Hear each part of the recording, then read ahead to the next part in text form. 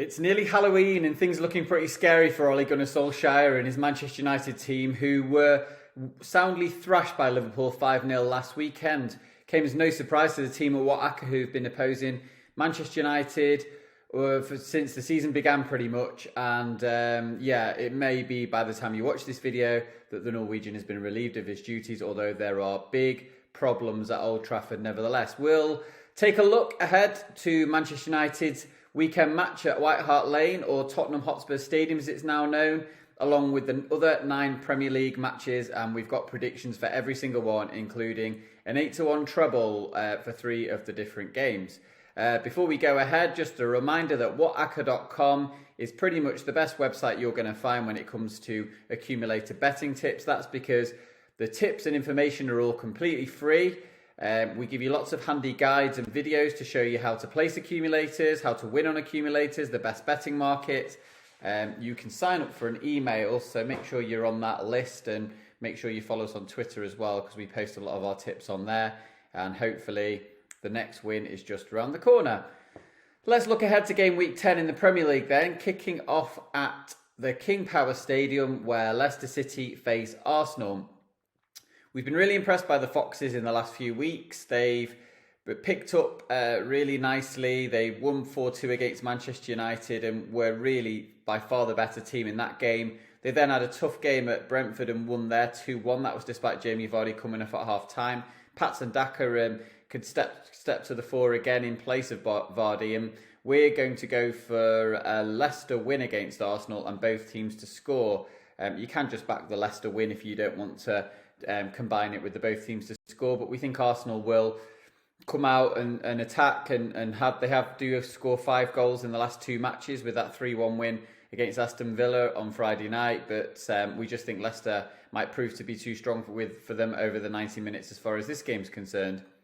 The second game we're looking at is at Turf Moor between Burnley and Brentford. Burnley are yet to win a match this season, and so we're not going to predict a home win, but we're not sure that Brentford have the capacity to win a game, and a draw won't be a bad result for them considering that they've lost the last 2 matches and kind of want to stop the rot in this game really. I mean, Burnley looked quite enterprising at St Mary's and when drawing 2-2, and Cornet looks like the striker that they really needed to boost their goals tally, which has been running at a very low level in the last few seasons. So we're going to just go for the draw here. I think we looked at the unders, but we think a draw is probably about the right way to fall on this one. Burnley without that win and Brentford looking to steady the ship somewhat. Next we come to 3 matches where we've got the same prediction, and if you go for the same bet here and put them in a treble, you'll get odds of 8-1, which could be worth an interest. The first game is at Anfield between Liverpool and Brighton, something of a mismatch according to the bookies, despite Brighton's relatively strong start to the season.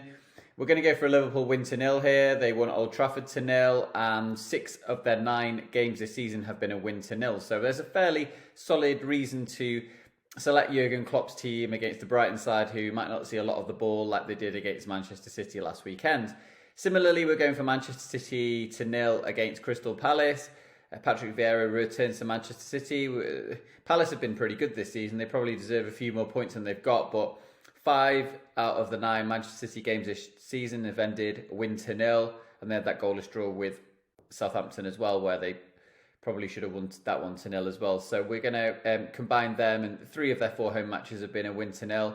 And then we've got Chelsea going to Newcastle. Now, Newcastle were quite attack-minded under Steve Bruce, but we're not sure Graham Jones will take a similar approach, especially given their meagre points total. So I think Chelsea 0 could be a good option here. Goals might come a little bit later on than they did against Norwich. Newcastle will probably look up to put a solid rear guard. It wouldn't surprise me if Jones went 4-5-1 in this game. It wouldn't surprise me if Tuchel's side took a little while to break down their opponents, but they often find a way. 6 of their 9 games this season have been a win 0.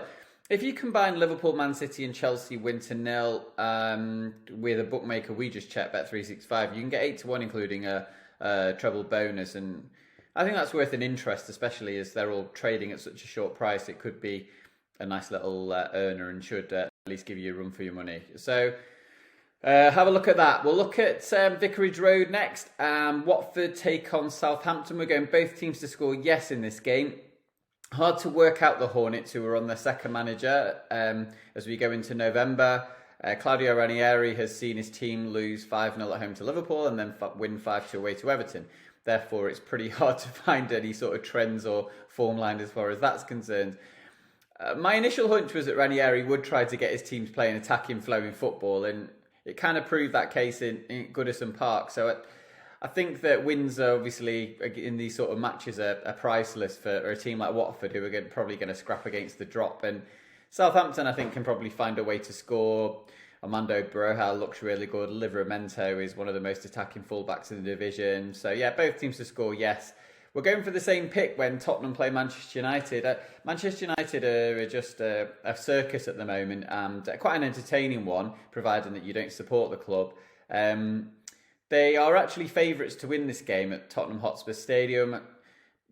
Tottenham were really so unadventurous or so lacking penetration at the London Stadium last week. So we're talking about two teams where you can't have any real confidence that they're actually going to win this football match. But we do think that Tottenham will have to come out and attack in front of their own fans. And they've just got such a pragmatic manager, which is the opposite of Solskjaer, who I don't know what he's going to do. If he's still in charge, I'm not sure what he's going to do. My prediction is he'll probably just end up doing exactly the same thing and hoping for a different result, which is laughable, but maybe he'll play a 4-5-1. They still have the firepower to score United, and Ronaldo had that goal VAR disallowed last weekend against Liverpool. So we'll go both teams to score, yes, in this game too. Norwich take on Leeds. Norwich were smashed 7-0 by Chelsea, but we're not sure Leeds are a great bet to win at Carrow Road, and we think Norwich or the draw on the double chance market could be the way forward here. Daniel Farke's side have really struggled to get any points on the board this season and score many goals, but they have had a couple of draws along the way. They drew at Burnley and they drew at home to Brighton. They're probably not as bad as everyone seems to be making out at the moment, and Farke's not as bad a manager either, and hopefully things will turn for him against a Leeds team who are probably going to be missing Rafinha and Patrick Bamford, and really lack that cutting edge up top. So they haven't won away yet this season, so it just seems obvious to go for the home win and the draw in this game. Aston Villa take on West Ham United in the Battle of the Clarets. Our tentative pick would be the Hammers. They've won their last two matches. They won 1-0 away to Everton. They then beat Tottenham last week 1-0. They're up against a Villa side who've lost their last three matches. Okay, they were 2-0 up against Wolves before crumbling at the end, but still confidence levels have started to drop a little, and they lost 3-1 at Arsenal in the last match. Dean Smith is probably going to approach this match with a degree of caution, and there are defensive issues, and we don't think that such a thing exists with West Ham right now, with Kurt Zouma having added steel defensively and Declan Rice continuing to prove how brilliant a sort of defensive midfielder he actually is.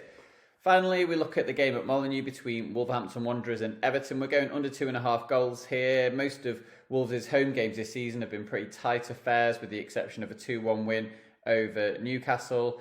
Bruno Lage saw his team concede late in the day at Ellen Road last week to draw 1-1. Rafa Benitez will be very concerned by his team's defending after that 5-2 defeat at home to Watford. Therefore, we're expecting Rafa to go back to basics on the training ground and make his team quite a lot harder to break down than they were against the Hornets. Therefore, under 2.5 goals seems the obvious play here.